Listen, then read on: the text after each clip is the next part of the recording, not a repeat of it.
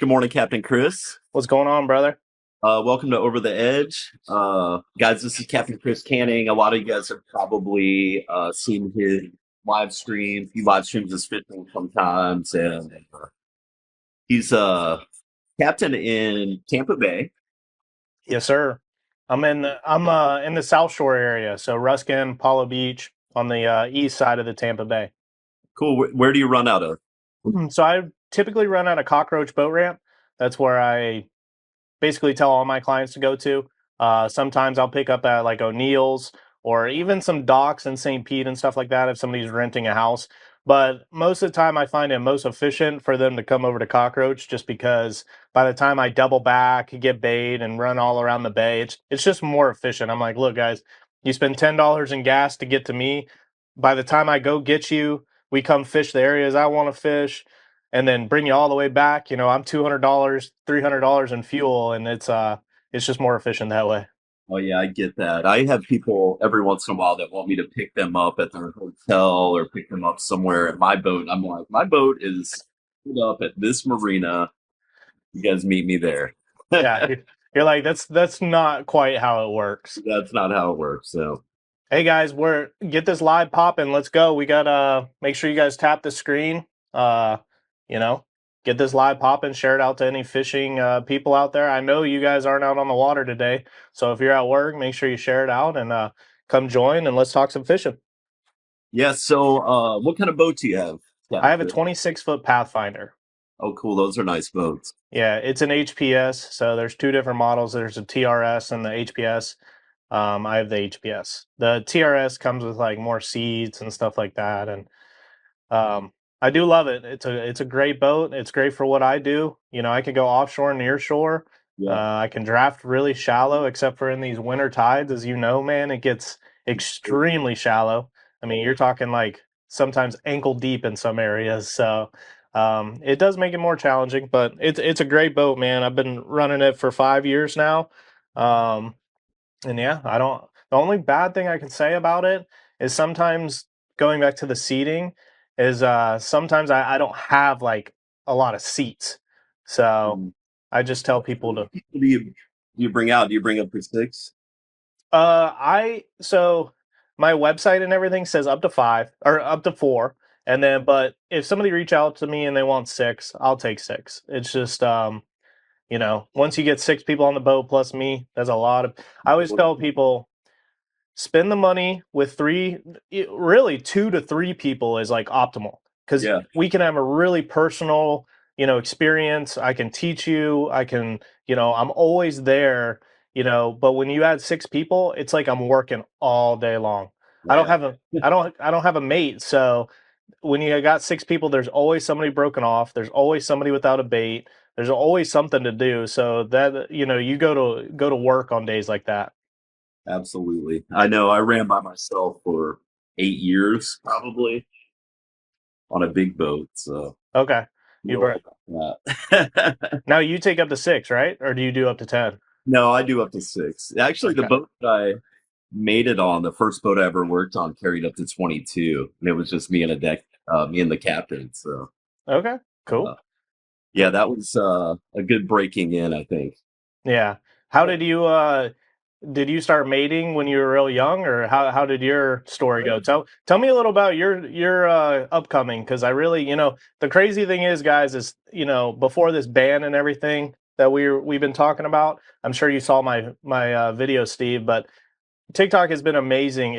There's no app or platform like it. I've been making YouTube videos since I was a kid, Instagram, all that stuff. But me and Captain Steve, we don't know each other. And that's how we met is TikTok. And I Yeah. feel like I've known, a personal friend or got to know a lot of people, especially in the chat here.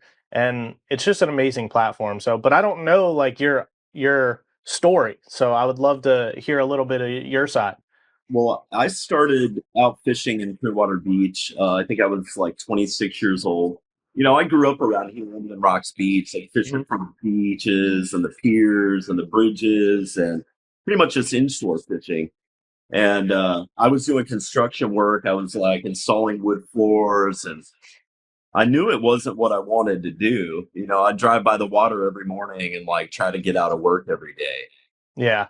And I eventually found a job on a fishing boat as a deckhand and never looked back. Yeah. That's you were 26, you said? Yeah, 26. That's funny, man. I've had the luxury, to be honest with you, since I was 18. I started like mating. So I always knew in third grade, I told my mom I wanted to be a charter captain. And she kind of, my mom's like, she was a teacher, but she taught business. And she's real big on like retirement. She's from that age where you got to work for a company, you got to retire, have a pension, something like that, and you'll be well off. And I told her in third grade, I'd rather be miserable and make a living, or I would rather be happy and make no money or be barely scraping by than be miserable and have all the money in the world. So, I mean, and that's then go ahead. of fishing for you right there. Yeah. So, and then I remember in high school, we did I was like a senior, and everyone's like applying for, I did go to college. I have a 4-year degree. I always tell people I went to, got a 4-year degree and I'm a fisherman. Um, I but actually know quite a few people that have degrees. Yeah. I mean, I'll be honest with you. I did it more to appease my parents, Yeah. But I'm glad I did it. I learned a lot. I got a minor in graphic design, so Photoshop, Illustrator, Premiere. So I use that stuff day in and day out. Oh, yeah, that's awesome. I've actually thought about taking some classes, Yeah. that kind of thing, digital arts sort of stuff. It's huge, man. It can really change your brand. You could do a lot of stuff. The funny thing is I know this is kind of way off topic, but in high school we had academies, right? So you had like the medical academy, the law academy. I was in the digital design academy, and there was only like 12 of us in my class. And I wouldn't say I was the dumb one because I definitely wasn't, but I played baseball. And that's all I cared about was Right. making sure my grades were good enough so I could play baseball. Yeah. I sat next to our like he wasn't the valedictorian, but he was actually like, I don't want to say he had Asperger's or anything like that, but he was extreme. He was like genius level stuff. Yeah. And I sat by him, and I'd always tell him like, "Hey man, how do I do this?" Blah blah blah, and he'd be like, "Chris, just read the book. It tells you step by step." Long story short, I remember my teacher, I was the only one out of that class that went and finished my graphic design like certifications and minor. So I always just laugh, like my teacher at the time, she's actually booked a charter with me. Cool. And I told her, I said, I know damn well when we were in school, you did not think I was going to be the only one that went and finished that degree. And she's like, absolutely not. And I was like, I use it day in and day out. Yeah, that's pretty awesome. Where'd you go to school? So I'm originally from Lakeland, Polk County. Uh-huh. There's a high school over there, George Jenkins, and then I went to a state college, Polk State. Oh, cool. So Like, I wanted to go. Anyways, long story short, I graduated debt free, man. That was my whole goal. I was gonna, I had the grades and stuff to go to a big college and stuff like that, but math, I'm a realist. And I remember asking my parents, I'm like, who pays for this? Like, they want $40,000 for this semester. And they're like, that's on you. And I'm like, well, I'm going to go to the one that cost me $1,200 a semester. yeah. So that's kind of a little bit of background. And then I met my mentor and friend, Josh Taylor. He does like YouTube videos. He's a charter captain, and I started mating for him, working for his small business at the time in the fishing industry, and just kind of grown from there, man. Year in, it's crazy because I remember, I'm 28 now. I remember 8 years ago, I wanted to be a charter captain, Right. but I don't know if you're a God fearing man. I'm a big believer that God has a path for you, and or he gives you things, right? He Yeah. he throws you like bones and stuff, and if Opens, you opens doors for you. yeah, and if you take them, you never know where you could end up. But when you think you want to be something, you don't know the path to get there until you're in the middle of it, or at the end, you're like, damn, that was the path I was supposed to take. I didn't know. I grew up fishing. I actually grew up a lot in Indian Rocks Beach. my parents have a place over there, a small little condo. Yeah. Um, you know where the Salt Rock Grill is? Oh yeah. Like basically a quarter mile down the road from the Salt Rock. Cool. So you know the boat ramp and the bridge down there? Yeah, yeah. Park Boulevard Yep, boat ramp. Park Boulevard. Yep, Yeah. they have a little spot down there, and we used to. I'd fish off the beach. I used to, with my dad, we'd go out of John's Pass, do a lot of nearshore fishing, and stuff like that. So I was really an inshore fisherman. I was more like a nearshore, and then a Yeah. bass fisherman. I'm from Polk County, so when I was in high school and stuff, bass fishing was always right there. So I did a lot of bass fishing. And if you go to my YouTube channel, I have so many embarrassing videos on there, man, when I was a kid. And you can kind of see my progression from YouTube to then TikTok Yeah. and growing my business. And, you know, I always look, my fiance, I always talk to her and I'm like, I've just been working my ass off for years. And then everyone says you're an overnight success. You have a video go viral and that type of deal. And it's not an overnight success. It's little things that get you there. And then one day you're gonna have that big break and you just never know, man. Oh yeah. I mean, TikTok's been great for my business. I mean, we had all the other platforms going before TikTok, but like when I first started fishing for a living, that wasn't where it was at. You had your website and Yeah, go to Google and search for you and do all that stuff. It really has transformed in the past, really 10 years yeah, into it's now. yeah, I've owned my business for the real deal for about 10 years now. It'll be 10 years in March. And, I remember as a deckhand making like a Foursquare and our first Instagram account and stuff like that, and trying to push out the business that I was working for. I was just their employee, and they were like old school. They're like, you got to sit there at the dock and book fishing charters and sit there all day and pray that somebody walks up. And I'm like, there's got to be a better way to do this, yeah, right? So I started and I guess for some of the old school guys that have always done it that way, it makes sense that it was just going to continue to be that way forever. yeah, But it has transformed so much, and I think TikTok really transformed it a lot into you yeah, can really get your name out there, you can get your face in front of a lot of people. They can see what you're doing. Like I live stream my fishing charters, and really like millions of people see that. yeah. I have, it's crazy because I definitely wasn't the first to do the lives. I want to say Eric was definitely probably Yeah, the first. And then one day I think I just went live getting some bait. And this is before, I'll be honest, I'm pretty sure this is before you started going live. yeah, Um, and dude, I had 800 people in there watching me catch bait. And it was like, and then I had 1,200, and I was like, holy moly, like this is insane. And I loved it. Like I didn't I'm not a shy person by any means, so right, it just kind of was up my alley. And then I remember I started going live like every morning catching bait. And I remember the funny thing about it is my 6 hour charters became 10-hour days right. because I would hit the water like 3 hours before pickup just to go live for an hour and a half or 2 hours. And um, I was out there all damn day. And people would be like, "What happened to your 6 hour charter?" And I'm like, "Well, I'm not only running a charter, I'm also making content." Yeah, And then my DM would be blown up, and I couldn't even keep up with the messages, to be honest with you. And I felt bad, some people I'd be like, look, because the thing is people hit you up while you're live, and you know this, but your wife does a lot of your answering, right? right. So I was just by myself. So I would get off the water, let's say it's 5 p.m., or during daylight savings, the sun's going down. By the time I get home, take a shower, clean the boat, all that good stuff, I got 15, 20 requests and let's be honest, I'd say I would only book one trip or two trips from that, Yeah, but absolutely. it's still huge. But I got to answer everybody. Oh yeah, And then the next day I would do the same thing.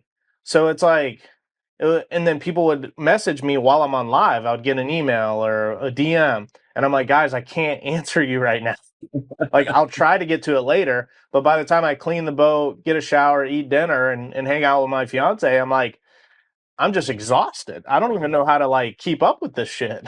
Yeah, I think maybe a lot of people don't realize how much time goes into the whole content side of it as well. Like Yeah, that you have to have the extra time and planning that you have to put into it really definitely makes your day longer, and it adds another job yeah. to the fishing job, right? So, So I'm doing two jobs at the same time now. and it's funny because I would tell clients, do you want to go live? Yeah, yeah, let's go live. Or I'm like, do you want a fishing charter video? Because I can't do both. Right. Because if I'm live, I can't record the content. Now you can do the replays and stuff like that, but the quality just isn't. I'm kind of very picky when it comes to my quality and the stuff I put out. So I'm like, I can't go live and post for you guys a charter video. Plus, it would take me like 10 hours to freaking clip all those clips out. Oh yeah, that adds a whole nother aspect to it. Just trying to edit everything, and you're So, lucky to have that digital design background because that yeah. really got to make it a lot easier for you. So Slob's down here. I don't know if you're familiar with him. He's in St. Pete, and he says GoPro. And it's not that I can't use my GoPro. It's so one thing that I find challenging in the inshore realm, right, is concealing my spots. Now, they're Absolutely. not they're not my spots. A lot of the old captains they'll say they're their spot. They're just spots that everybody knows. I'm just tracking the fish. But when I like a GoPro, it's got such a wide angle, They it's can see everything. impossible to not show where I'm at. Absolutely. So if you ever go back and look at any of my charter videos, you can't tell where I'm at. I'm zoomed into the mangroves. I'm zoomed in on the fish in the water. Yeah. And I'm respectful to other captains too because I know that's their livelihood. They don't want the spots blown out. Yeah, that's the big difference between inshore and offshore. Like offshore, you can't tell where I'm at. Nope. You That's know, why I like going offshore to record content because I'm like, damn, like it don't matter where we go. We could be a mile from the beach and you still can't tell. absolutely. And then if you're live streaming inshore and everybody can see exactly where you're at, next thing you Yeah. know, show up in the morning and there's three boats sitting there. And Well, a lot of people too would be like, why are you're not like they see us catch a mackerel grouper, snapper, stuff like that, and they're like, you're not live streaming the inshore. It's because the service is horrible. yeah, I know you have the Starlink and stuff like that, and I thought about going that route. It's just once I get behind the mangroves and stuff, I don't know what it is, man, but the service is just horrible. So I just tune off. There's no chance for me to go live. oh yeah. It's pretty good around Clearwater. Like we have a bunch of towers around there, but I can imagine up in the bay, like up behind the mangroves and stuff, that's got to be tough. Dude, I always say, I'm like, we are in 2025. Like, we got self-driving cars. Right? We, I know it. like, and I can barely get cell phone service in my house. My house is the same way. I'm like down in a ditch where I live. There's like a little creek and terrible cell signal. Yeah. So but the going back to the creating content, man, it's been, I love it. Like, I genuinely love creating content. You know, People don't appreciate how long we spend on making these videos, editing these videos, and sometimes they flop. Sometimes they get 1,000 views, which I know most people would be like blessed to get 1,000 views. But dude, there was a time where my page was getting every time I posted 10, 15, 20, 30, 50,000 views. Yeah. So, but that's the ebb and flow of creating content. You're not going to have a banger every time. It is. Yeah, and I have the same thing, and I really put a lot of content out there. Some of it's trash. you know, I'm like, we're gonna just put as much content out there as we can. Some of them do really well. And I've gone through those times, and it seems like, at least on TikTok, the more I live stream, the more my content is seen. And I think it's just because people like see you live and then they click and look at your videos and all Yeah. that kind of stuff. Yeah, you definitely get a boost by going live. Absolutely. And then like, in the summertime, obviously I'm fishing a lot more than this time of year. The weather's terrible right now. Yeah. Uh, but if I get 200,000 people that viewed my live stream during the day, if I'm on like an 8 hour charter, that really boosts all the rest of my content. Yeah.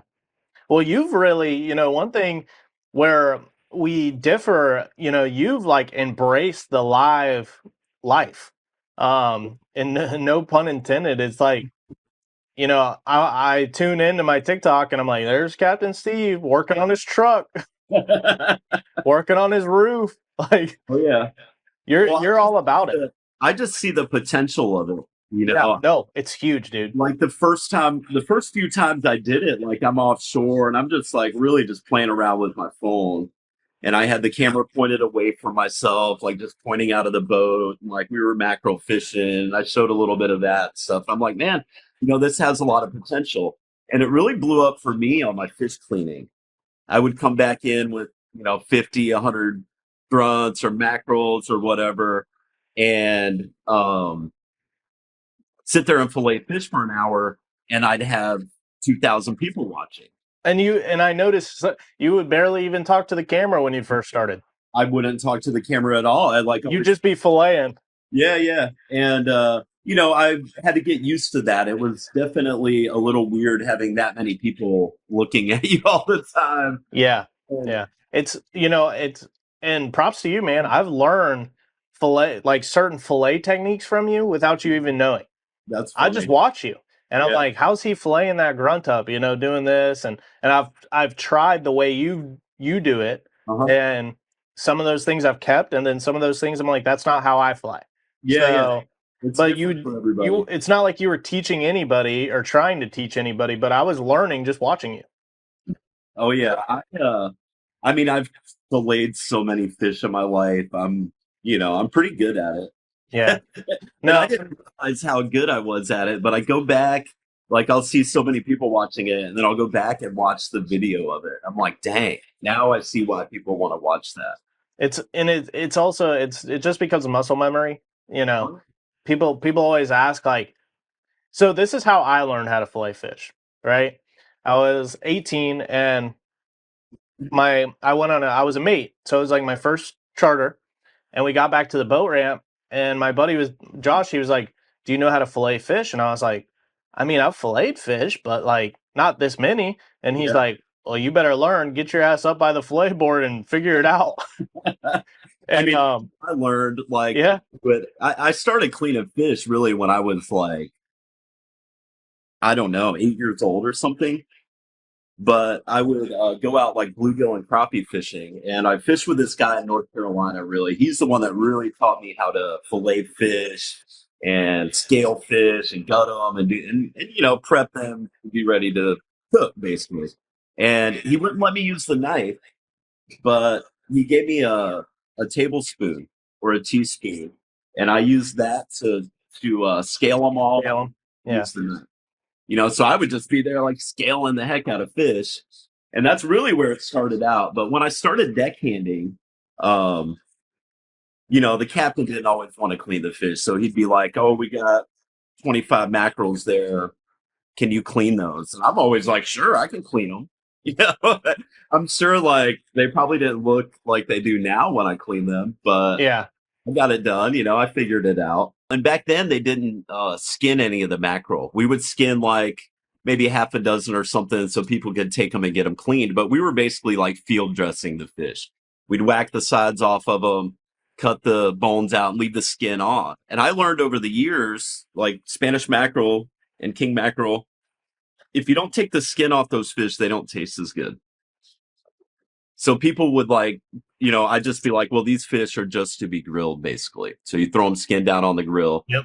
And then I learned over the years, if you take the skin off and really prepare the fish so it can be grilled or fried or whatever, however people like fish, next year when people come back, they're not going to be like, oh, those mackerel I had last year were terrible to eat. They'll be like, man, that was the best fish I ever had. So it really makes a big difference to prepare them properly at the cutting table for when people take them home. Yeah, I like to tell my clients, like, especially mackerel, when we get a lot of them, I always tell them, like, look, you can keep 15 of these a person. If you Yeah. limit out on these, like, I'm going to be there all day. I And try not to. I mean, I try to limit out, but It, I like to do like one limit, 10 to 15. And I'm like, look, yeah, and most people, they're from out of town. They're at a hotel or they're like, look, I don't need a freezer. I don't even know how to get this back to Wisconsin. So yeah, they just want what they want to eat. yeah. Well, I So, keep fish myself, so I'll like if they catch a bunch of mackerel and they don't want it all, I take it home yeah.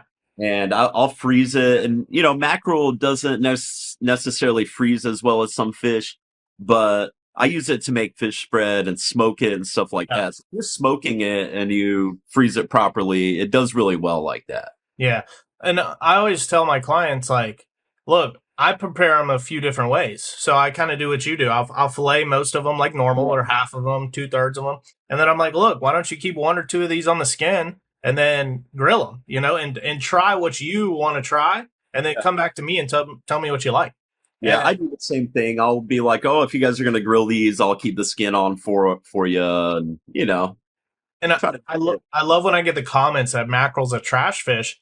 I have never had a client text me and say that fish was bad, bro. Like I didn't like I don't think I've ever had a client text me and say it was okay.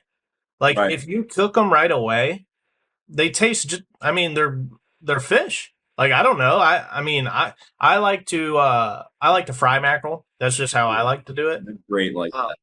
but you can't tell it's a mackerel at all. Tastes like a little chicken nugget. Yeah, I think people get the wrong idea. Like a lot of people from up north, they're used to those like Boston mackerels and stuff like that are like, I mean, basically for us, a bait fish. Yeah, You know what I mean? Or like canned mackerel, like jack mackerel, or I don't even know where those things come from. Maybe like the Pacific or something. I don't know. dude, they But probably take a whole mackerel and just grind it up. that's what Like they do. They absolutely do. Yeah, you could yeah, like, like you're getting eyeballs, everything. oh, They're yeah. just grinding it up and just putting it in a can. Yep. And if they're prepared properly, I've eaten like probably thousands of pounds of Spanish mackerel. There's a little restaurant there at our marina, Krabby Bill's. So like I've been taking fish over there for 20 years to get them fried up, and they do a really good job. Like uh, after the customers leave, we'll all take a bag of mackerel or a bag of grunts or a bag of whatever kind of fish we caught for the day. If they leave us some, and we'll take them in there and they'll fry them up. And I mean, it doesn't get any better than that. I like deep fry them and then use like buffalo sauce and blue cheese, kind of like you're eating a chicken wing. Yeah. And man, that is like the best fish you could ever eat. I could eat. I'm telling you, it doesn't get any better. You know what's crazy is I always have clients, man, they always want redfish. Like always want redfish. And don't get me wrong, redfish is a great fish to eat. Yeah, But I will pick trout every day over redfish. yeah, And I don't know if that's a personal preference thing or maybe because I just care about the fish too much. I don't know. But I'm like, guys, this trout is way whiter. It's way flakier. Like it is a top tier fish compared to eating a redfish. yeah. I mean, I don't normally keep my inshore fish. Like, if I take customers out inshore fishing, I do very little of that. I have a little 22-foot aqua sport, and I do offer like inshore fishing. I don't do a ton of it. I can go out and catch a few redfish and some trout and stuff like that. But personally, if I go out inshore fishing, I let them go. Yeah. Like there's better fish really to me to eat that I can go catch that I have in abundance. Yeah. I'd rather eat grunts personally. I think that's a highly underrated fish. I Dude, really love it. grunts are great. I Yeah. especially, when I take people near shore, it's funny because as you'll catch a million grunts. Yeah. Oh, yeah. They want to keep them all. And I'm like, guys, let's only keep the big ones because, like, that cooler, you don't realize how many fish are in there until we get back. And I'm like, guys, I got 50 fish to fillet. And I'll be here all day. And, when you keep the small ones, you're only getting a piece of meat Yeah. that's that big. We try to throw all the little ones back, or sometimes Yeah. we'll use them for bait and stuff like that. But I can normally get us on some pretty good sized grunts. Like if they're under 12 inches, really, you don't get that much meat off of them. No, no, I don't. And they got that like gray matter in them that you got to cut out, like Yeah. where their stomach is. Oh yeah, What is that?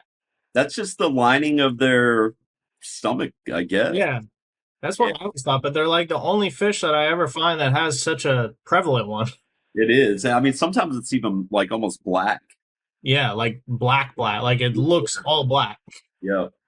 I don't know. I cut all that out and like it's just I mean, they're perfect fish tacos or like deep fried. It's almost like the crappie of the sea, basically. Yeah. Yeah. You know? I don't really cut any of this. I cut all the stomachs out of mine. Like Yeah. I pretty much go, a lot of some people will go like through the rib bones and Yep. then take it off after. I never go through the rib bones pretty much. I always just go right up over them and then Yep. that's your fillet and then I'll cut the rest of the stomach out. And then if it's got a big bloodline, I'll cut the bloodline out for you. Sure. I cut right through all that crap. I'm just like psh, rib cages off. You know. Um, it seems to be faster for me. Everybody does it a little different. I don't think there's like a real right or wrong way to do it Nope. as long as you can be fairly efficient at it. And even if you're like just going out for fun and it takes you 2 hours to clean your fish, it's not that big a deal. For me, I have to be efficient at it Yeah. because a lot of times I'll only have like an hour between trips. And that's really how I got fast at cleaning fish is like, I'll go out on a half day charter in the morning, like 7 to 11. And then I only have an hour between 11 and 12 until the next charter's pulling out. And I want to try to pull out on time. Otherwise, it just adds so much time to my day. Yeah. And, so I got fast at it. Well, when I'm inshore fishing, that's the beauty about it is typically the limits are so low and it only takes me 20 minutes to play, your 10 fish or whatever. And Yeah, the nice thing about that is I can take my time, make sure all the bones are out, make sure the bloodline's out, that type of deal. But when I go near shore, I'll take people out there for all day and we'll get back and we'll have, 30 to 60 fish oh, and yeah. it takes me an hour to fillet all of them. Like you think they think it's only going to take you 20, 30 minutes and I'm like, guys, I mean, it's a process. Like I got to sit here now I can botch them for you if you want, but Yeah, that's not really how I flow. So that's it, right. Well, if you do that and you hack them all up and then they take them home and they're full of bones and they still have skin on them and all that, then they're not going to want to keep those fish next time. yeah, and it's a liability too. That's true. That's true. Yeah, so if somebody swallows a bone, man, it could if that thing gets in your throat, you're gonna have a bad little hospital bill coming your way. Well, yeah, So, definitely don't but want that. Yeah, heck yeah. So you're you have like some conservation efforts that you're trying to get into. Tell us yeah, about. so I am I explained to you a little on the phone about it, but basically where this comes from is I've been in the industry now for let's just say 10 years. I've seen that the ebb and flow of the bay. I've seen some really good fishing years. I've seen some really rough ones. And every time I talk to an old charter captain, they're like, man, you should have been here 30 years ago. And it was we were killing redfish. We hated catching them. And I've also had the privilege to travel around the country or, to a lot of states and fish their fisheries. And one thing I can tell you is I believe that the Tampa Bay has one of the best fisheries in the country and the world, really. It really does. And I'll break it down for, go Can I ahead. tell you something? Just a little trivia for you. All right. And people don't realize this. So in the 1950s, they were catching over 1 million pounds of shrimp a year out of Tampa Bay. They used to harvest oysters here. It's amazing how productive of a fishery it used to be compared to. Scallops. There used to be scallops. Absolutely. Yep, absolutely. So, but where I'm going with this is the Tampa Bay is, think about it, right? It's one of the only places in the country and world that you can catch pelagic fish inside a bay. Yeah, absolutely. You get, typically when you book a charter, let's say Louisiana, Texas, they're going to tell you we catch redfish and trout, with a mixer of this, that. When somebody calls me for a charter and says, what are we going to catch? I'm like, I start naming the species and the list just keeps going. You know, I've had trips where we've caught 30 plus species in a day. Now, yeah, that includes like your pufferfish, ladyfish, toadfish, some trash fish at the end of the day, but it's still a different species. So what the bay has right now is we have water quality conservation. So Tampa Bay Watch, water what is it? Water keepers, Tampa Bay, like we have oyster restoration, seagrass restoration. Um, and those are big. Those are probably the biggest components here, right? So, The oyster restoration is important because they filter the water. yep, It's the oyster, amazing how much like one oyster will clean in a day. It's yeah, insane. yeah. The same thing with the seagrass. The seagrass cleans the water as well. So all these things work in a unison, right? And when your water quality is up, your fishery thrives. We know this. Oh yeah. So we have these avenues of water quality management. Now, do we need to do better? Absolutely. But I can't, you know, we don't need another water quality company. Right. We need a stock enhancement program. Sure. So I've done a lot of research on this. It's been on the back of my mind for probably a year and a half now. Um, Texas does a huge one, Louisiana does a huge one, the Great Lakes do it, Tennessee does it, and they dump 10,000 to 50,000 game fish in their estuaries every single year. Yeah. Now, are all those fish surviving? Absolutely not. But it's allowing fishermen like us to continuously fish, continuous to harvest these fish because the natural reproduction cycles cannot keep up with how many fishermen there are, Yeah. especially in Tampa. So if you look at our growth, you have ever since COVID, man, like I know. It's the same people here. moved here. There's way more boats out there than I've ever seen. Everybody has like offshore. I've noticed like in the past since COVID, basically everybody owns a boat they can go offshore in now.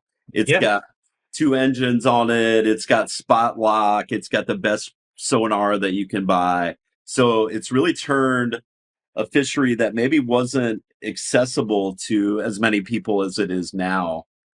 So now you go out there and there are boats everywhere some days. If it's a nice weekend, I mean, there are boats in every direction. yep. And just think about the bay, man, because it's like, so you're saying you're taking it from an offshore perspective, right? Yeah. That there's so many offshore now people are out there fishing offshore, which is absolutely 100% true. It's even worse in the bay Yeah. because you can get to these fish with a john boat, a kayak, a Yeah. paddleboard. Um, you can walk to them. You can wade fish if you find a spot. So the pressure inside the bay has tremendously risen. Yeah. It's not like our real estate's growing. The state isn't growing. The bay isn't growing. So and then the reproductive cycle of these fish is so slow compared to how many people are fishing and how many people are harvesting these fish. We need something that's artificial, a stock enhancement program. Even if we're dumping 1,000 redfish, 1,000 trout, and 1,000 snook into the bay every single year, you're going to see bag limits go up. You're going to see the population, thrive, and it's just going to be a win-win. The restaurants are going to have more people eating fish. When was the last time you saw a redfish on a menu at a restaurant here? Never. Never, No, never. never. You go to Texas, it's on every menu out there. But they Oh, can keep they can keep eight. Louisiana's the same way. Yeah, they can keep 8 per person, and they're all 26, 27-inch fish. And like you're saying, it's because they have stocking programs there. I mean, I think that plays a big role in it. That doesn't play that's not everything. Right. So it's an ecosystem. So you need all quadrants of that to fire off. But we have all the other things. We have the oyster restoration, the seagrass, the water management. Again, I think we could do it better. Our St. Pete, the sewage, the ports, all these things have a negative impact on the environment and the water.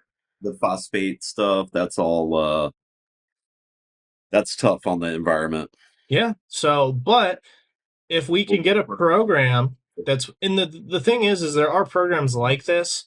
Um, I just don't know. I've talked to people in the CCA and stuff like that, and they want to support it. They've just never had anybody willing to do it Right. because you have an aquarium. So just in an aquarium setting, if your nitrates are off, your water quality's off, your fish are going to start dying. So this program is a 24/7 hour facility. If you have a pump go down or something like that, it could be catastrophic. You could lose 5,000 fish or whatever, however many you have in your tanks. So I don't think people want to do it because there's a lot of work involved. Well, there's definitely work involved, but I mean, I see it like even I think the biggest place that I've seen it's like trout farms basically. Yeah, Like up north, so they'll restock all the streams up there with like rainbow trout, yeah, you know. And I don't think people realize here, like offshore, like the offshore fishery here, like that's not really a thing. Restocking offshore fish, I think that it very well could be like red snappers, for instance, like a 20-pound red snapper's like 20 years old, yeah, you know. So it takes those fish a long time to get to that size. If everybody goes out there and keeps 20-pound red snappers, which you don't see those every day, but you're taking all of the big breeder fish out of the stock basically. yep, yep. Same You know, thing with like redfish. People don't realize a redfish's growth cycle is very slow. yeah, They don't now when they're juveniles they grow pretty quick. They'll get to that 14 to 16 inch mark within a year or two. But after that, the growth slows down exponentially. So a breeder fish, a 27-inch fish that's on her way to becoming a breeder, that's a 6-year-old fish. yeah, absolutely. So, and every time you keep one of those, it's impacting us whether we want to believe it or not. So again, we talked on the phone about it. When people are on a charter with me, I like to educate them. What I think is abundant in the bay, what's doing really well, what we're catching a lot of, and we keep those fish. And when we limit out on those fish or have a nice little bag, whenever we catch a 25, 26-inch redfish, I just educate them. I say, look, you can keep that fish. It's within legal limits, but I promise you, when I fillet those 20 mangrove snapper in the box, you're going to have way more meat than you know what to do with for 2 days. Yeah, So I and think it's better quality, I feel like. it is. I mean, that's just personal preference, but I Yeah, am on your side when it comes to that. yeah. Now we have some big, I don't know if you guys see these in the bay, but I'm sure you do. Like I think normally here around October, November, we get some really big schools of redfish offshore here. You know, And so they'll come. I've seen them come into the bay. It's really weird because you know not to get off topic, but this year in specific with the hurricanes and stuff like that, it's been wild to see what it's done to the fishery yeah, and how it's kind of stopped these migration of these fish. So going back to what you were saying, I've seen those big bulls come into the bay. It's not very often. It's not every year. I don't know what brings them in. yeah. I think they're spawning maybe. They're like in big spawning aggregates or something. Yeah, yeah, that's what bring it. But why come into the bay? I don't know. Maybe they're You looking know, for, I don't know. I've caught them right off the beach. A Yeah, me too. mile, Oh yeah. 2 miles. When you run into them, they're there. But Yeah. what's the reason why they come into the bay, or what's the reason why they don't? Yeah. So, like for example, this is a really good example. Triple tail. I would say 2 years ago or 3 years ago, we had an unbelievable run of triple tail in the bay. They were on every single buoy, every single can, and there was like 15 of them on every single can or buoy. You could sit on one marker and catch 15 triple tail. I did that a few years ago, actually. I was down there, like outside of, or right around Egmont. There, those big, the big The big buoys. cans. Yeah, Yeah. yeah, they were They on were those. they were so thick on those cans, it was crazy. I would stop by a can, we catch 15, 20 of them. We move to the next can and do the same thing. I haven't seen them that thick since that year. Why? I don't know. I don't have the answers, but I do know it's weird to see the patterns of these fish and how they operate. I've seen them like that before on like floating grass mats out here. Man, how long ago was that? Maybe 8 or 10 years ago. I was out to the northwest here, and there were like big patches of sargassum floating around out there, like huge patches. And underneath every patch of sargassum, there were 50, 100 triple tails, right? I've never seen them like that before. And it was like that for a few weeks. They wouldn't eat anything. You could throw a shrimp in front of them. Like, I don't know what they were doing. I don't know if they were spawning. I've never seen them like that again. But we jumped in the water and went underneath these mats, and there are hundreds of them under there. Like, Yep. unbelievable. And then, and then they're just gone, and you don't see them again like that ever again. Yeah. So slobs down here is saying water quality. And that's kind of where I'm going with this. Yeah. To go back to it, this year in particular, it screams water quality, right? Because the I haven't seen anybody this year, and I'm not joking when I say this. Have you caught a kingfish this fall? I caught a few, but it is nothing like it should be. Dude, last year I caught 40 kingfish. Yeah. And every time I'd go near shore, I'd catch at least 1 to 5 kingfish. Sure. And this year, nothing. I haven't even seen a kingfish under the boat. Yeah, that's wild. I think in the past probably 5 years, I've seen basically every year the kingfish population decline and we catch less of them. And I Yeah. think personally, what I think happened is the really bad red tide we had. How many years ago was that? Was that 5 years ago? 4 years? No, I think it'd be more like 6 or 7 now. Okay. Well, it's been in that time frame. Like I know when I first started fishing here, just as a deckhand, we would go out on a half day fishing charter, and pretty much every half day we'd catch 10 of them. We would limit out on them pretty easily, right? It was two per person, 10, 12 kingfish. I mean, some days you do that in half an hour, just trolling hardware for them. Now, I mean, you're lucky to get one or two a charter for the most part, Yeah. if they're there. And then the season's shorter. I personally think that the red tide we had, whatever it was, 6 years ago, I think it either messed up their migratory route or it killed a lot of those fish, and they're not Yeah. spawning as well as they were. Well, I think this year what played a big role was all the freshwater runoff from all the storms. The bay for months. I'm talking like, and this is before the big hurricanes. The one that just rained like for 3 days, it felt like? Was that Debbie? Was that the one in I think it was Debbie. I think Yeah. you're right. And it wasn't a hurricane. It was just like a little tropical storm. The Yep. bay looked like I actually had a trip like 3 days after the storm. And I told him, I was like, look, I'm going to use you guys as kind of like a dummy trip. If we Sure. catch fish, great. If we don't, we don't. Let's just go out there and because they kind of had a weird schedule. And I was like, look, I'm going to take you guys, but I don't even know what it's like out there. We caught a pinfish. Gotcha. It was like I couldn't catch bait. I didn't know where the bait was. It was just so dark and Oh, so. yeah.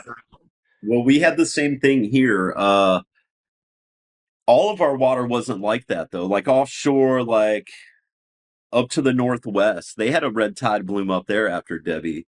Northwest of Clearwater into the middle grounds. It was a huge area of like brown water, and I don't know where that water came from. Maybe the Swanee or the Withlacoochee or something like that. But there was so much runoff, and I mean, as soon as you get in that brown water, you don't catch as many fish. Like the fish either move or they don't bite or they die. Yeah. So, well, I don't know. I don't think our fish were dying. We didn't have a bloom of red tide. I didn't see anything. I didn't no smell. It was just the water quality. Yeah. And I don't know if I don't think the fish like moved. They may have pushed out. Now your pelagic, but I guess where I'm getting with this is the pelagic run, your triple tail, your kingfish, your cobia, all that stuff. I think they'd hit that fresh water and they'd be like, hell no. Yeah. And they would head back out. So same with mangrove snapper. We didn't see for 3 years in a row before this year, I could go in the fall, man. I was catching 20-inch mangrove snapper in the bay every trip. Not limiting out in 20 inches, but we'd catch at least 120, a 19, and 18, that type of deal inside the bay.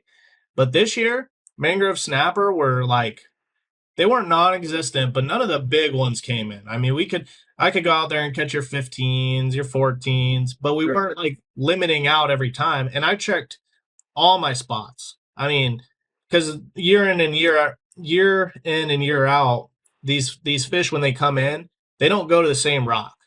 Some Right. do, but like one year, man, I fished the same rock pile every single day, and we limit out on mangroves every single day.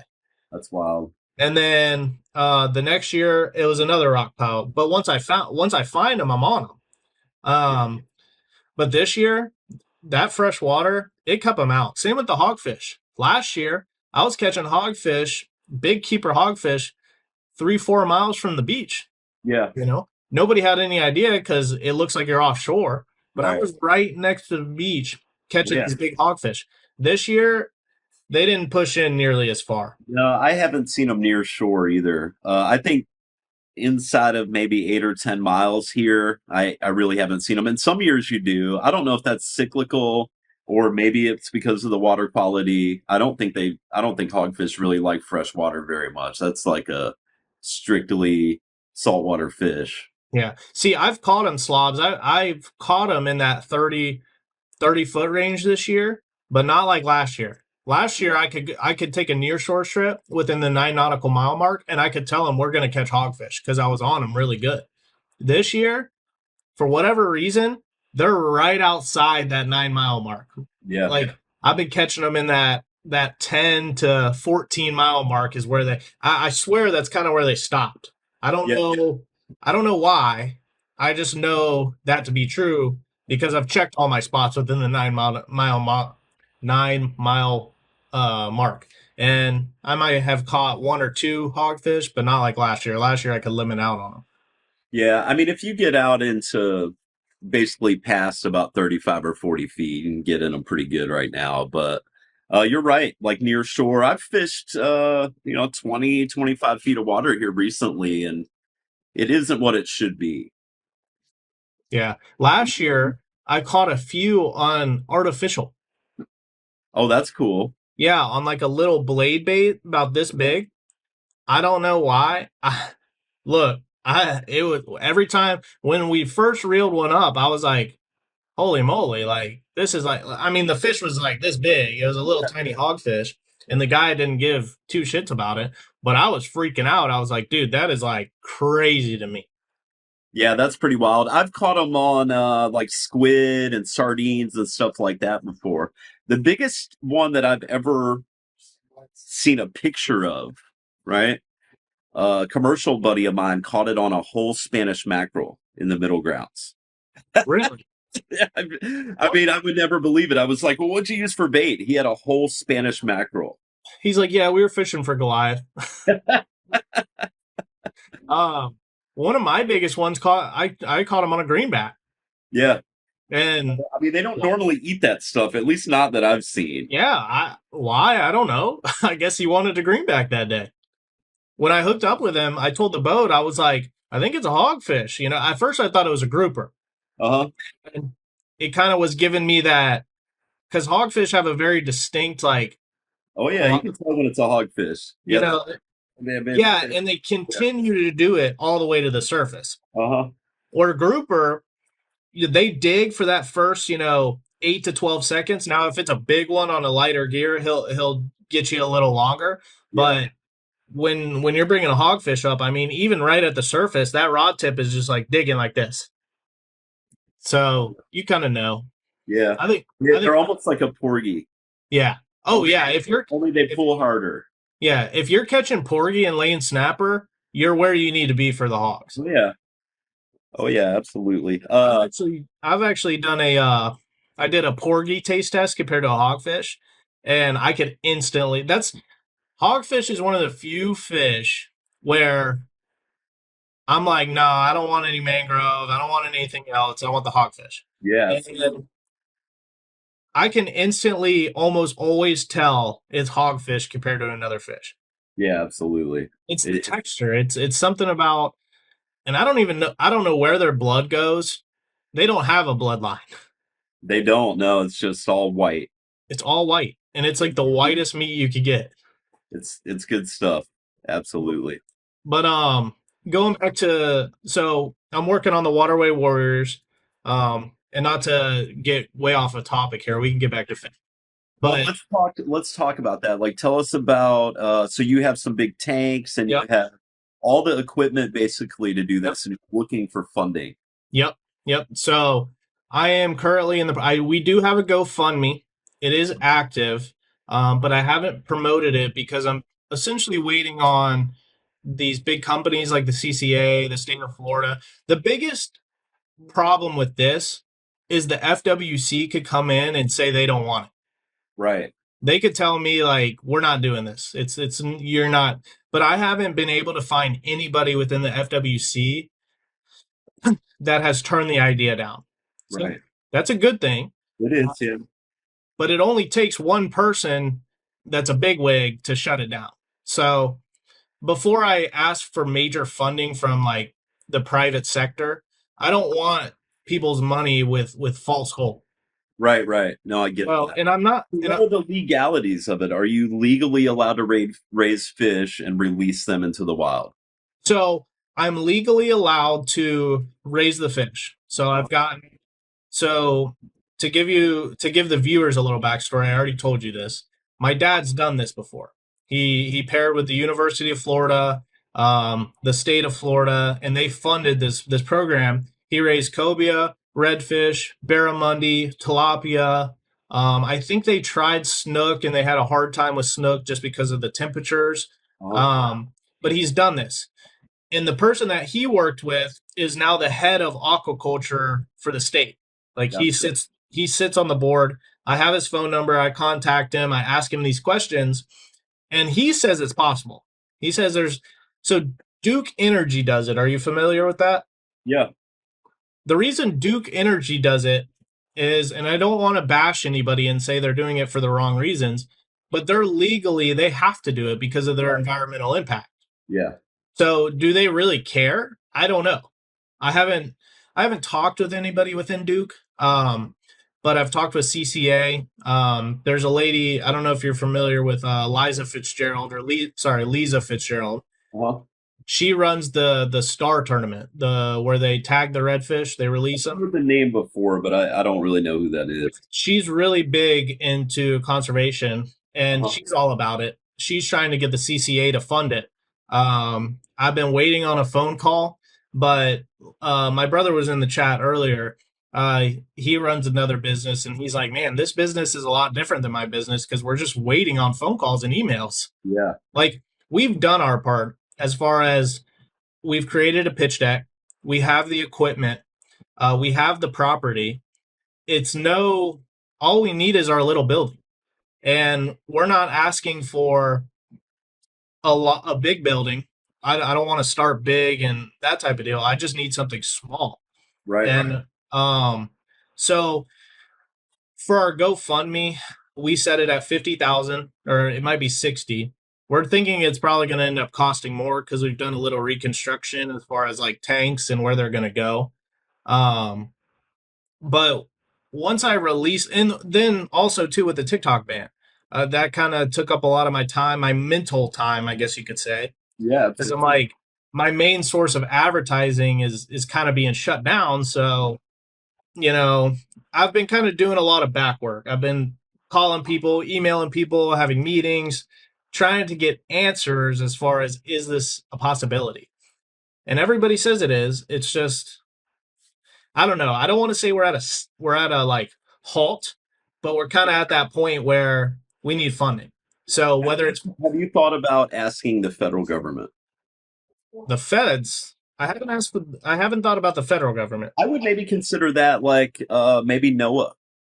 No, Do okay, you have any that's a good one. contacts there, like the National Marine Fishery Council? Yeah, yeah. Like Emily Mullenstein. Do you know who that is? No, I'm not familiar. She's basically the spokesperson for the National Marine Fishery Council. So when I get emails normally uh of any updates and stuff like that, it comes from her, and that might be a good place for you to talk to, or even uh USF. They're right there on the bay in St. Pete. Maybe they would be interested in maybe a joint venture of some sort. So I have, and I'm not ignoring you. I'm on my computer because I'm trying to look up something. Sure. Um, yes, you're absolutely right. I have if you have that contact, if you know her personally, I Yep. would love to be connected with her, and I can absolutely pitch to her, talk to her. It's not even pitching; it's just more or less telling them what we want to do. And Yeah. it only takes, like me and my brother talk about, it only takes one of the right person to believe in it to say, I can get you the funding. Right. And I'm looking for, there's a state grant that is actually being issued here in the next couple months. I'm looking for it, but if I could read it to you, it is like to the T what we need. Because they want to, hold on, let me go to my pitch deck here, because I have it in there. But if I read it to you verbatim, you'd be like, that's it right there. So it's called research. Oh, the research and protection of spawning aggregations in Tampa Bay and the Florida Keys grant, and they want to raise redfish. So Gotcha. I put this in our pitch deck to give to the CCA, give to the Florida Wildlife, and say we are the perfect option for this grant. Because what this is state funding. This is funds that they set aside for conservation, and they have to distribute these funds out. So I need somebody that's in charge of that grant, or because do you know what a grant writer is? Not exactly, no. So a grant writer is essentially like a lawyer that basically is an advocate for your company. So say Real Deal wanted to do this. You wanted to do this. You'd get with your grant writer. The grant writer writes the proposal, and they already know the people inside. Right. And all it takes is somebody up there to say, yeah, that's perfect. Yeah. Give them the money. Yeah, absolutely. You need somebody to latch onto your program basically and be Yeah. like, looks like it's going to work, and we're willing to go to bat for these guys and get them the funding they need. There's also, there's a seagrass restoration. It's ran by Bo Williams. I don't know if you know the name. But he runs a seagrass farm in the heart of Tampa. It's like right outside of Tampa, and I've Sure. visited his facility, and he's been a huge help for us. I can call him and he picks up. I ask him a few questions. I try not to take up too much of his time, but he spent all day with me, my brother, and my dad, and we talked about the possibilities here. And he's kind of our advisor, if you will, because I asked him, how should we structure it? How should we go about this? And he's big with USF. Like USF funds a lot of his seagrass stuff. He sells his seagrass to the Florida Aquarium, Disney, anybody that needs seagrass for turtles, manatees, all these different fish, all these different I mean, the uh, fish as well, right? The fish. yeah, I'm looking for the right words. But, anyways, he's been huge help and he's been giving me a lot of connections. The problem is with some of these big companies, right, that I've found, like we all know, it's all about the bottom dollar, it's all about their name. So, what happens is like, let's say CCA. I'm just going to use them as an example. I'm not working with them or anything like that. But let's say CCA wants to fund our project, or I have a sponsor like Dakota Lithium. Sure. Dakota Lithium's like, hey, we want to give you $10,000 for your program. We are not a nonprofit. I was advised to make the business a for profit. Now, again, I'm not doing this to get rich. This is not a get rich Yeah. program. Nobody's going to raise fish and get rich. I can assure. I mean, I guess you could, but this Well, is, sell the fish. I mean, that would be the way to. yeah, you could, but do you know you would have to have a facility that's bigger than 5 of our houses put together. Sure. Um, but say they want to fund the program, what happens is they send the Dakota Lithium sends 10,000 to the CCA, and they say, hey, we want our funds to go to the Waterway Warriors project. Then CCA takes a cut of that Right. because they're the nonprofit that's doing the transaction. And then the headline in the news will be CCA funds redfish project in Tampa Bay. Sure. So it's a big publicity thing. It's they I don't want to say they do it for the clout. It's just kind of how it is. Well, it is. I mean, it is for the Yeah. clout. They're really just it puts their name out there, and then if it's a successful program, they can put their name all over it. Yeah. Yeah. And you're doing all the dirty work. Right. But that again, and that's fine with me. I don't care. I just want to do it. Yeah. I want to my you know my end goal here is not to be, I pride myself in being a charter captain that I take people to make memories. I don't take people to whatever they want to do. And you know this, Steve. You have a client comes to you that say, "I don't care what I catch as long as I catch one hogfish. Yep. I want to knock that off my bucket list."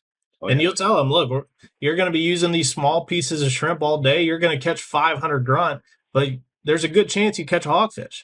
Yep. So you're just making that client happy. And that's what I pride my business on.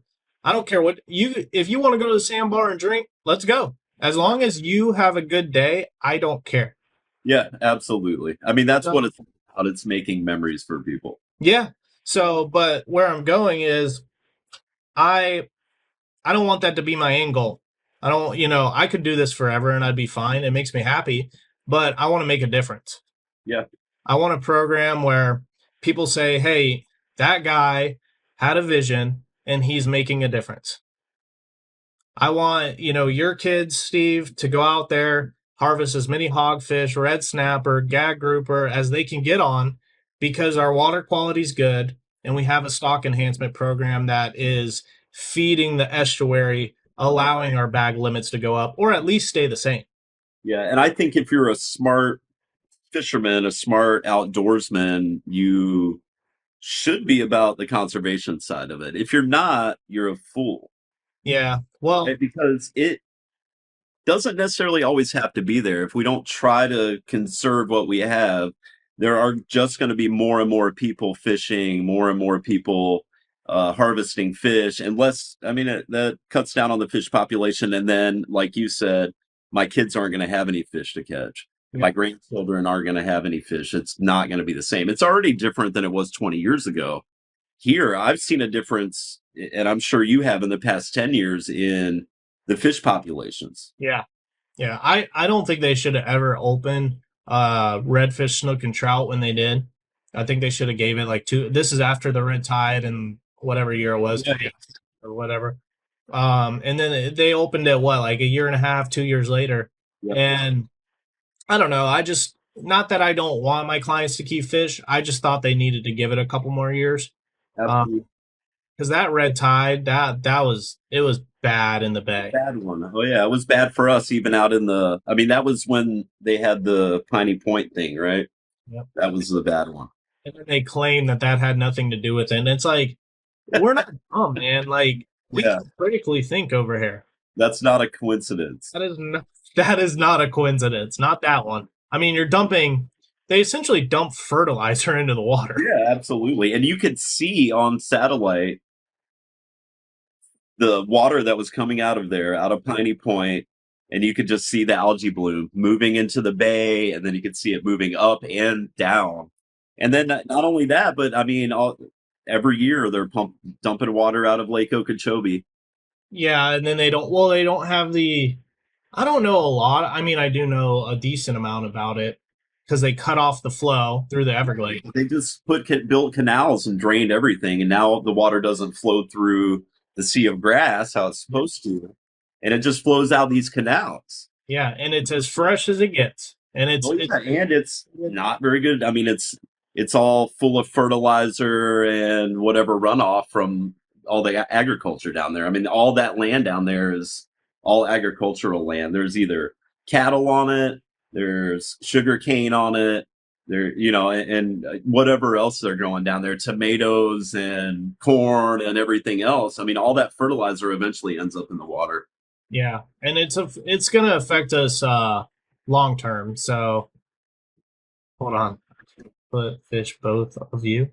I don't know what that means, land bites, but I'm right there with you, I guess. So tell me a little more about your podcast and what you're wanting to do and where you see Real Deal in the next, 3 to 5 years.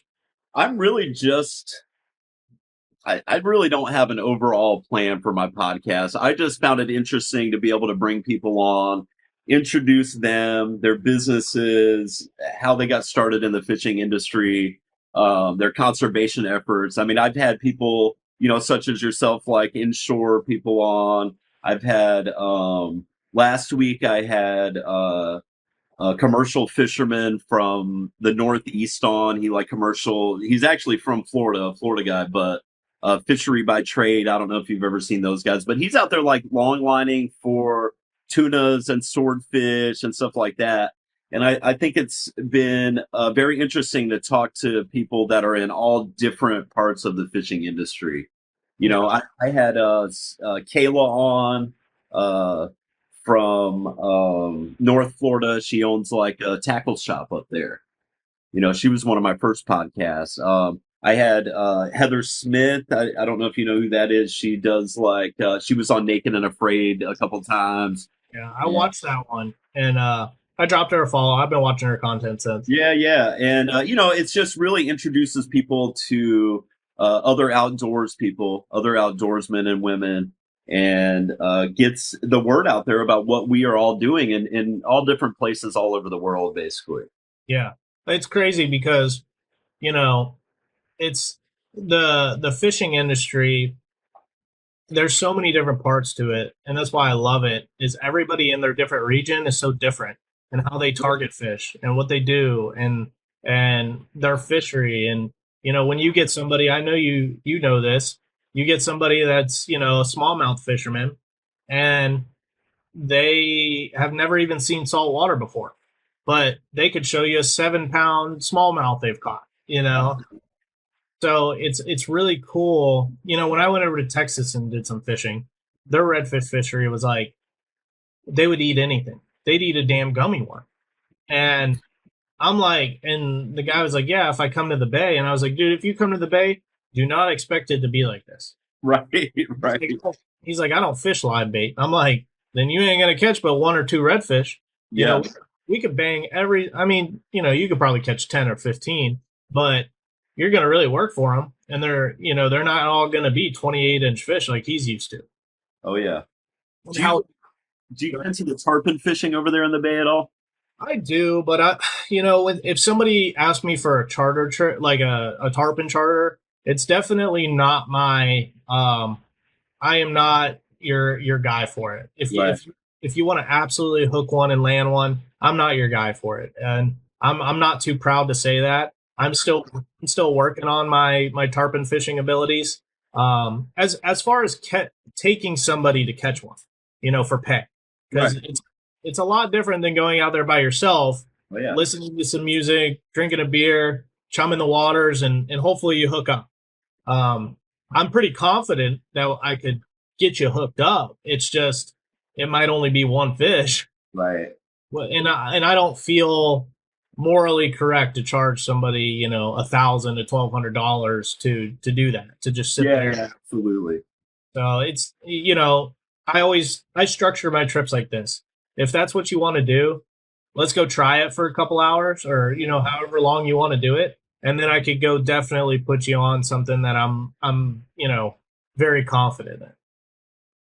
Yeah, I get that. And people ask me about it all the time too. And I'm the same way. I'm like, well, in the summertime here, there's tarpon right off the beach, and we can go target them, but I'm not that good at it, frankly. Like there are guys that only do that, and those are the guys you want to go with tarpon fishing. If you want to go offshore like grouper and snapper fishing, I mean, I can hold my own with anybody doing that. Yeah. And there are so many different aspects, I think, to the fisheries here on the west coast of Florida, like that, like yourself, redfish and snook and trout. I'm more of an offshore guy. There's guys that are just really targeting like one species, like tarpon all summer, and they make their livelihood doing that. There are so many different ways you can do it, basically. Yeah, yeah, and that's the cool thing is everyone's a little bit different. We all have our own niches. We all have our own expertise. Even inside the bay, I got guys that run out of the same boat ramp as me, and where our tactics might be the same in some ways, Yeah. some they're not. So it goes back to I forget if I was listening to you talk about it. No, it must have been somebody else, but they were talking about like a spoon and how some people are confident in a gold spoon and they can put any redfish on a gold spoon. And there's some guys I'm like, dude, I am not tying on a gold spoon. I've tried them and I've caught a few fish, but it's not my confidence bait. Yeah. So everyone's a little bit different. And I'll there are a few guides in the Tampa Bay where I could call them and say, hey man, are you on a bite? Because my trip is ass right now. Right. I need a bone. And they'll give me, and I do the same for them. Yeah, we do the same thing offshore. Like if we're definitely, I think more so like if somebody's on a kingfish bite or somebody found a pile of Spanish mackerel somewhere and you're like struggling and you're trying to catch them, you can get on the radio and be like, hey, are you guys getting them? Or we'll work together. Like pelagic fish, we'll work together. We'll have like 5, maybe 10 boats out there some days that are all looking for fish. And then when 1 or 2 boats finds them, they call everybody in. Yeah. It's a lot easier to cover a lot of water that way than just trying to be out there on your own with, you have a few spots you can try in a day, but you can't try them all. Now, let me ask you this. This is a good question for you. How has social media changed your interactions with other captains in your area? Well, it's definitely introduced me to a lot more captains. And now I can also see what everybody's catching. Like everybody's posting their pictures or posting their stuff online. And if I see that, I can be like, okay, well, that guy's catching, that's what he caught today. I saw where he was at. I saw him heading out. I saw the direction he was headed in. Or it definitely gives you more of an idea what everybody else is doing. Yeah. The reason I mention that is because inside the bay is very unique. Actually, let me answer this question real quick. Land bites, I'm not sure if I saw the tuna video you tagged me in. I feel like I may have, but I don't know. If you recap it, I can let you know. Anyways, inside the bay, there's a lot of. I have a hard time with the fishing industry. There's a couple things I have a hard time with the fishing industry. Number one, we touched on it earlier, but you said that it's changed to this social world, right? Yeah. I still think that our industry is stuck in the 1990s. Well, these big companies that are ran by these guys, no offense, I have no idea how old you are, but these guys that are 60 years old that have been doing it for 30 years at Simrad, Lowrance, whatever the company might be, and they're still doing magazine advertisements. Yeah, yeah. And they're spending. When's the last time you read a fishing magazine? Never, dude. Never. I mean, I if I am at a store, a barber shop or something, there's one. Right. I might flip through the pages out of boredom. Yes. But that's probably because my phone's dead. Right, exactly. So it's we're still stuck, in the I don't know. I'm seeing the trend head in the right direction. It's just bizarre to see some of these guys that have been in the industry for all these years that are sponsored by a boat company, are sponsored by whoever the company might be. And I'm like, does anybody even watch that guy's TV show anymore? Like, Yeah. Most of us are on TikTok and YouTube more. Absolutely. And I could show my sponsors these analytics, and I'm like, I have things to back up. I'm getting 10 million views on TikTok alone in the year. Right. That TV show is nowhere near that. Not a chance. And they look at me like, the problem with me is, I don't know. I guess I get this like kid stigma, where, oh, you're just a kid on TikTok. And it's like, I've actually had a phone call with Pathfinder's marketing manager, and he asked, I told him what I did, and he knew who I was and everything. And I told him all this stuff, and he goes, does that stuff work for you? They don't realize what it is. And I was like, I don't know how to tell you this other than it pays my bills. and then some, you know, like, and I could get rid of all my other social. This is before the ban was even like talked about. Right. I was like, I could get rid of all my other social medias and solely do TikTok. Yeah. Yeah. And more people are going to see that. I mean, at least for me, more people see my TikTok stuff than all my other social medias combined. Oh, it's not even close. The reach on TikTok is I mean, unbelievable. for me, like if I'm fishing a lot, it's several million people a month. Yeah, yeah, Like unbelievable. it's There's crazy. no other way that you know how much money you would have to spend to advertise to a million people. Yep, exactly. And then I have like when I've gone live on a fishing charter all day like you do, and I'm sure you get the same analytics, I've had 90,000 people join just in that day alone. Absolutely.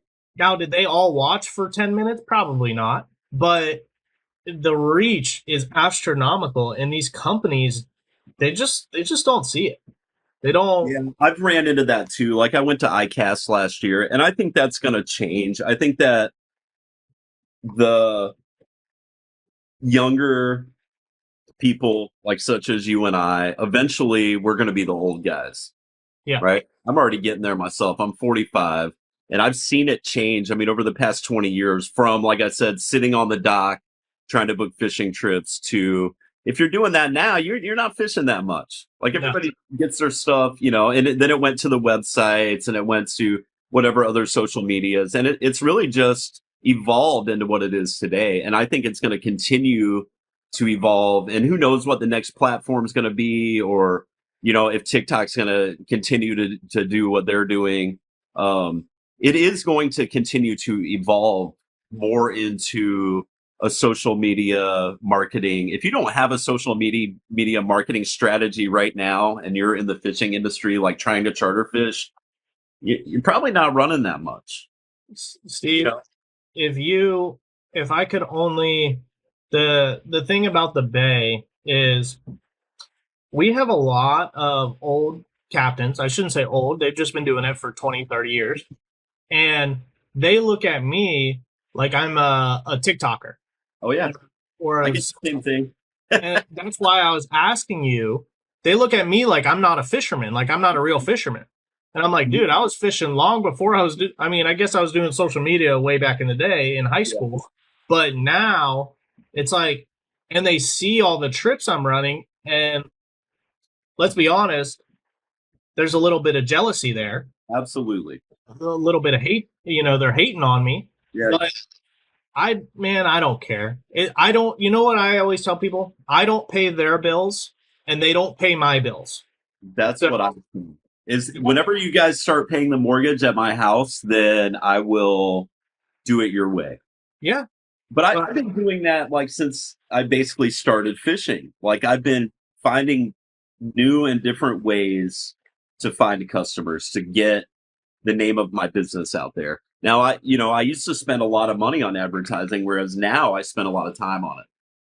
yeah, yeah, You know? for sure. And So, you know, the crazy thing is I look at all these other guys, and you know, and I'm not hating at all. They gotta pay their bills. So however they get business, that's their business. I don't. But my ad dollars spent on getting business. yeah, I'm the same way. I mean, we used to spend a ton of money. We had like pamphlets in I think Allegiant Airlines in the back of the seats on airplanes and like all kinds of stuff like that. And like you don't have to do that anymore. Someone can I mean, you see everybody's on their phone, right? Everybody. All the Everybody. way to like grandma and grandpa are sitting there on the boat on the way out on their phone. And if you can get somebody to stop and watch you fishing for 5 minutes and see what you're doing, and then those are potential customers. And they're gonna go with you because they feel like they know you. Absolutely. And I'm not saying that in the fact of like I don't know them, but I don't, but they've watched all my videos, so they have a personal connection with me or feel as though they know me, and that's fine. I want that. Yeah. But it's funny when I have all these other captains, and they're like, they don't ask me how I get business. They just say, man, you've been pretty busy. And I'm just like, yeah, man, just running my trips, running my life and that type of deal. Man, it's been slow for me. And I'm like, the funny thing is, I tell them all, why don't you start making TikToks? Nah, dude, you got the personality for that, man. I don't. And I'm like, you think I was born like this? That's right. Go back to all my other videos, man. They're embarrassing as shit. Like, but I'm not proud. I'm not a proud person in the fact that that affects me when someone says, wow, man, like, you didn't know what you were doing 10 years ago. Yeah. Well, nobody knew what they were doing when they started. I always tell people, especially my fiance, I always, every year I like to do a recap, like, how my year went, where the fish were, that type of deal. And 5 years ago, I was a good captain. But Yeah. now I look at myself and I'm like, 5 years ago, I didn't know what I was doing. Right. And then 5 years before that, I didn't even know how to tie a line, it looked like. I would judge myself, but you got to start somewhere, man. And that was the biggest thing with charter fishing. I remember when I booked my first charter, I didn't sleep a lick. I'm like, where am I going to go? How am I going to do it? Now, dude, I think about the next day. I look at the tides and I create a game plan in my head, and it might go exactly how I planned it. It might go completely off rails. Yeah. So I used to do the same thing. Like I'd get a 12-hour charter, say when I first started doing it. And I'm like, I would stay up all night. Like, where am I going to go? Is it going to be good? Am I going to be able to do this? And now, I really think about where I'm going fishing, like about the time I speed up in the past. Like, maybe we'll go try this area out here out today. And I don't know, but I think it's the difference. Like at least offshore, I always know that I have those places I can go to and get a bite. Like pretty much no matter what. Like it's the same with inshore, brother. I can fall back to that spot and we're going to catch something there. Like even if my original plan doesn't work out, it's not that big a deal. We'll figure it out as we go. Yeah. No, I've been coming out of the channel and I've hung a left, and then something in my brain, I'm like, I'm going to go right. And I just, I dip a different spot. And I'm pretty sure my clients are like, what's he doing? And I'm like, I don't know. We're just going to go over here today. I have a feeling. And then sometimes it pays. Sometimes you're like, damn, I'm glad I did that. And then other times I'm like, shouldn't have even wasted gas. Oh, yeah. My original plan. I zigged when I should have zagged. I do that sometimes. And then one of my things that I preach to people, and anybody that's booked a charter with me in the chat will tell you, is every single trip writes its own story. Oh, yeah. I could do the same thing for 4 days in a row. I could run the same trip, catch bait at the same spot, go to hit every single spot at the same tide, same time, everything, and the day is going to be different than the day before. They're all a little bit different every single time. Yeah, one of my best. I think that attracts me to fishing a lot, though. Oh, for sure. Because it's never the same thing. Like every day, you don't know. Like there are so many different variables involved in it. Like it's different every day. I completely agree with that. I had there's a guy in the chat. His name's Will. He's booked 3 trips with me now. This last time he came to Florida, he booked 2 trips with me. Okay. I don't know. I can't remember the days. Let's say it was a Monday and like a Wednesday or a Thursday.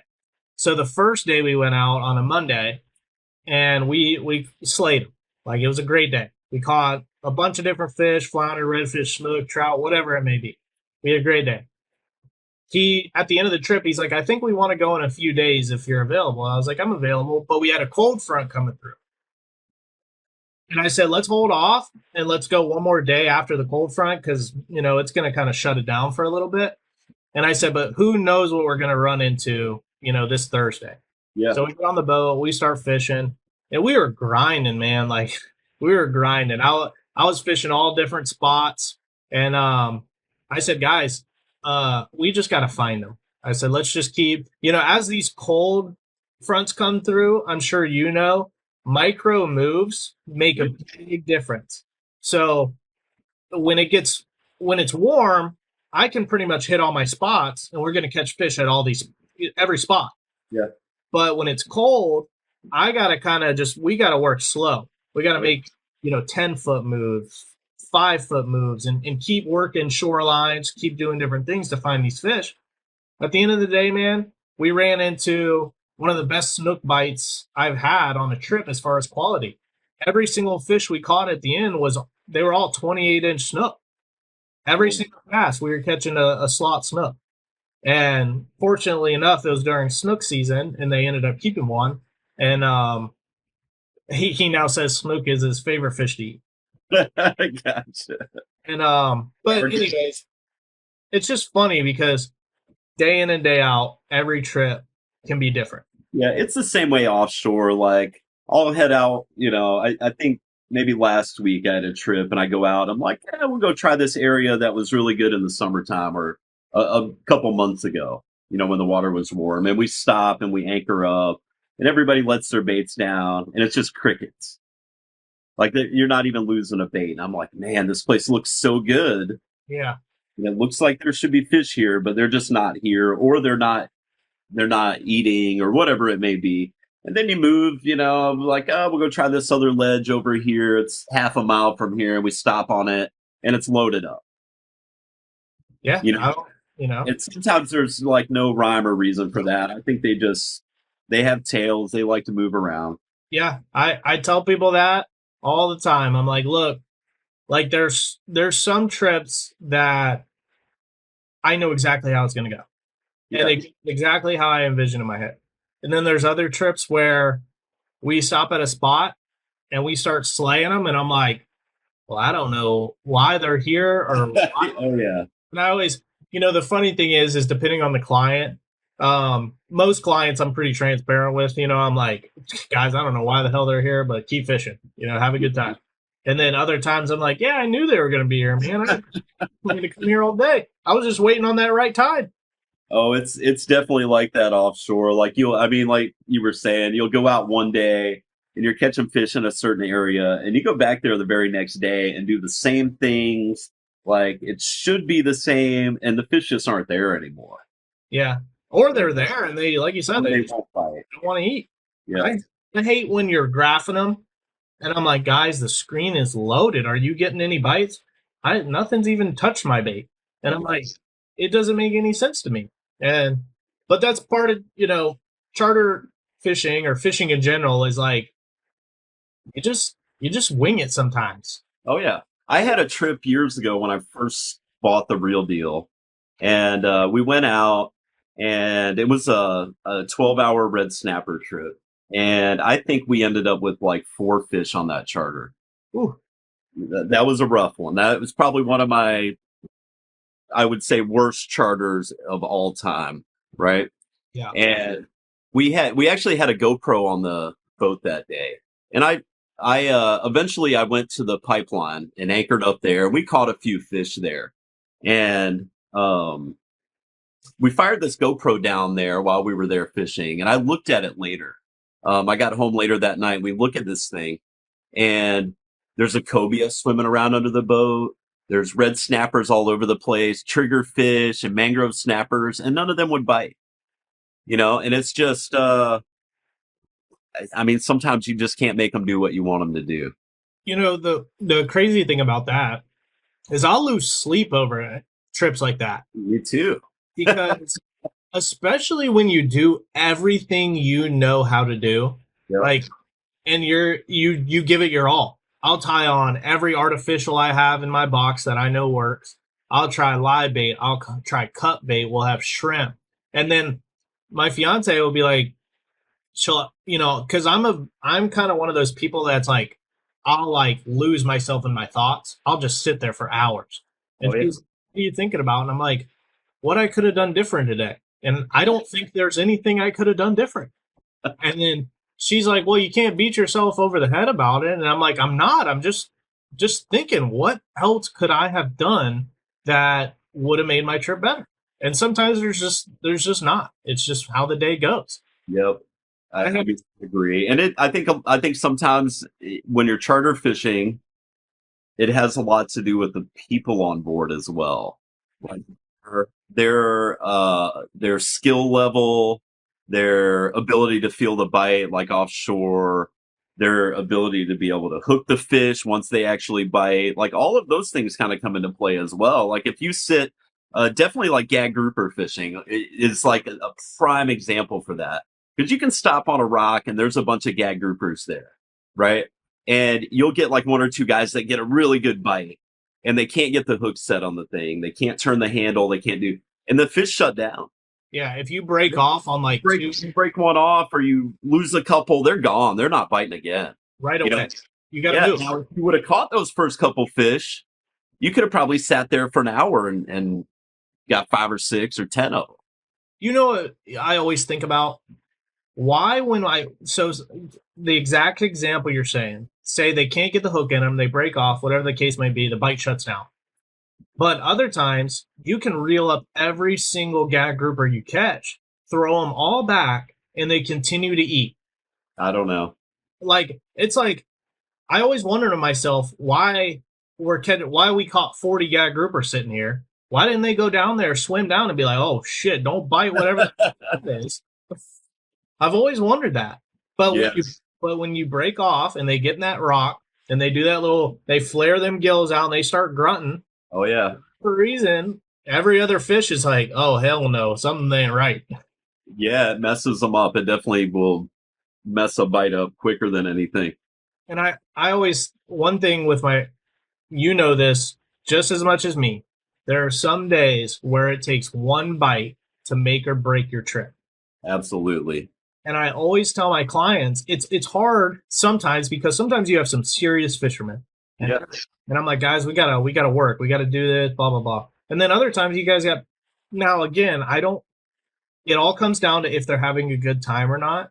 Absolutely. But like that is the number one thing. It does not matter about anything else other than if they're having a good time and their expectations were met. But there are some trips where, you get that bite and your client doesn't listen to you or they break off and then you miss it. And then they have that aura over them. They may not be saying that they're having a bad time or, the trip isn't their expectations. Yeah. But you're like, if that guy would have just caught that one fish, he wouldn't be pouting or, whatever he might, the trip would have been made, but he didn't listen to me. Or and that's just part of the ebb and flow of being a charter captain. I like taking women and children fishing more than anybody. We all do. They listen. They don't have all the terrible habits that someone that's been bass fishing their whole life has. Dude, everybody's like, who do you hate taking? And it's not that I hate taking an expert fisherman. What it is it's when somebody thinks they're an expert, and they might be an expert in their area. They might be the best largemouth bass fisherman in Tennessee, but it's different here. Or a redfish in Louisiana. Yep. It's different. You have a totally different fishery to work with. There's different obstacles that you have to overcome. I might be using a different hook than you use. And I love when people are like, one of my biggest pet peeves is when somebody's like, oh, you need to be using heavier line. You need to be using this. You need to be doing this. And I explain to them politely, if I bump that leader up from 20 to 30, you will see a drastic decrease in your bites compared to everybody else in the boat. Oh, yeah. But sometimes there's a client, man, you just got to appease them. And I'll give you whatever you want. You want the biggest swim bait in my box and you want to throw it around? That's fine. And I've had clients do that. And it makes them happy, though.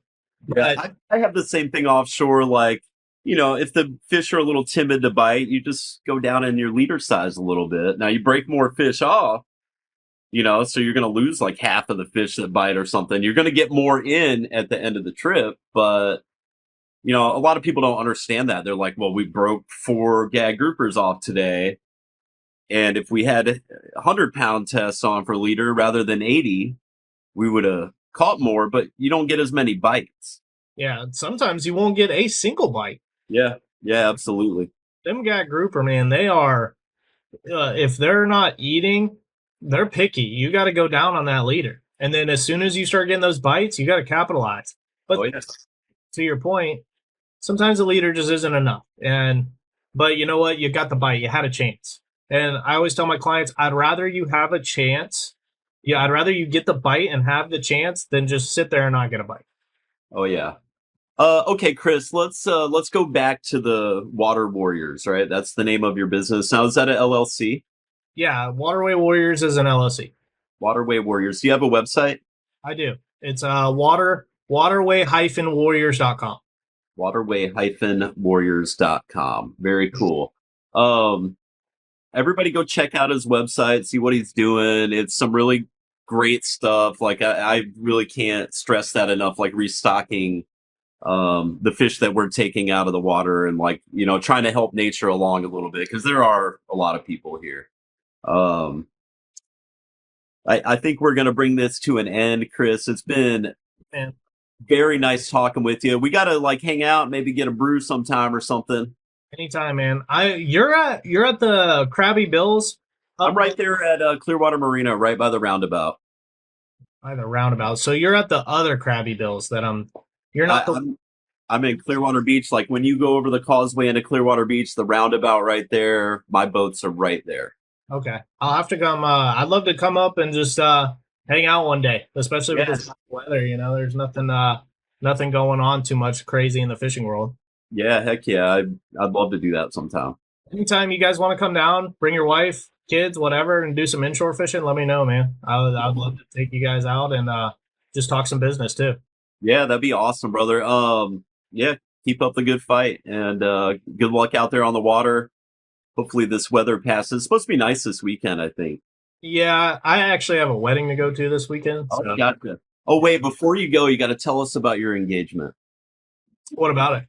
Like, the video. How'd you plan that out?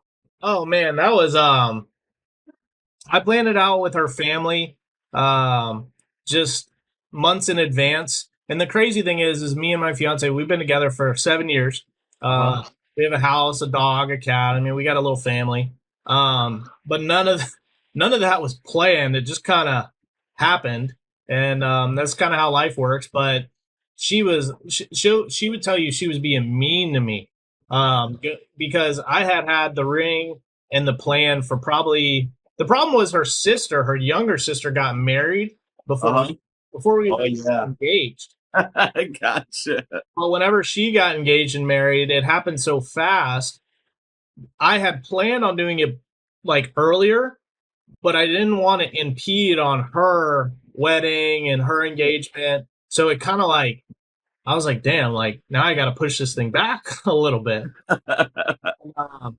She was just, every time I'd be like, hey, we got to go do here, blah, blah, blah, you know, and she'd be like, well, if I was your wife, or, you know, she'd put her hand up and she'd be like, you know, I might be willing to make you more breakfasts or whatever. I was just, there were so many times I had the ring in I have a bunch of reel boxes around my office, and I just hit the box. She's not going in my reel boxes.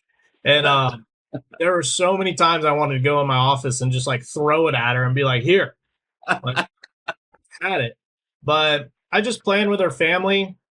When we first started dating, we liked scuba diving, blah, blah, blah. And I just told her family, hey, we're big on family. So I was like, I want you guys to be there. I want my family to be there. And the whole point was we're scuba diving, and then her family was going to be snorkeling above us. And whenever we surfaced, they were going to be there. But the weather kind of had different ideas, so I had to push it up a couple days. And then her family came down. I did it underwater. And the funny thing is my older brother, we were headed down. I was towing the boat down to the Keys, and she said, you know, watch your older brother propose to his girlfriend. He'd only been dating her for like a year. And I just kind of laughed a little bit, and I said, you know, you never know with him because that's the truth. And she goes, he would be the one to do it on a family vacation. And I'm just driving along, and I'm like, I guess I'm the dumbass here. She was really cool. So you almost lost the ring underwater? Yeah. I you know, everybody I talked to, they're like, you're bringing the ring underwater, and I'm thinking to myself, I'm like, guys, I mean, I'm pretty like, I'm not an idiot. I'm not going to lose it. I open the box. It's not going anywhere. Not equate for was the bubbles, if you're a scuba diver, from my regulator. Yeah. When I breathed, the bubbles picked the ring up because it got into the box. And you know how like a ring box has like a little, like an insert? Yeah, yeah. And man, that bubble went in there and just Like floated it right up. Yeah, I snatched that thing. Oh yeah, I watched the video. It's pretty cool. I said, hell no. And you know what made that even everything about that was so us because nothing went planned. Perfect. Our first dive down there, she was getting stung by jellyfish. Like, it was insane. The water, it was on like a king tide, and the water, the tides were moving. And we get back on the boat, and she was like, I don't know if I want to get back in the water. Like, that was miserable, blah, blah, blah. And my whole family's looking at me like, what are you going to do? Everybody on that boat was stung by jellyfish at least 5 times. Oh, wow. And they're all like, this is not going as planned. And I'm just like, let's go to the next spot. You know, it's going to be the best dive we've ever had. And, yeah, if you heard her part of the story, it's pretty funny. That's awesome. Well, congratulations to you guys. Thank you, man. Appreciate it. Yeah. All right, brother. Well, it was very nice talking to you. I'm sure I'll be talking to you soon. I'll send you over maybe a couple of contacts that you can talk to with the National Marine Fishery Council. Yeah, anybody you got, man. If anybody in the chat's got somebody they know, because that's the thing I tell everyone is it's all about. It only takes one person, the right connection, to make this thing happen. Yeah, absolutely. All right, brother. You have a good day. I appreciate you. Yes, sir. Hey, let's go. See you. Yeah, man.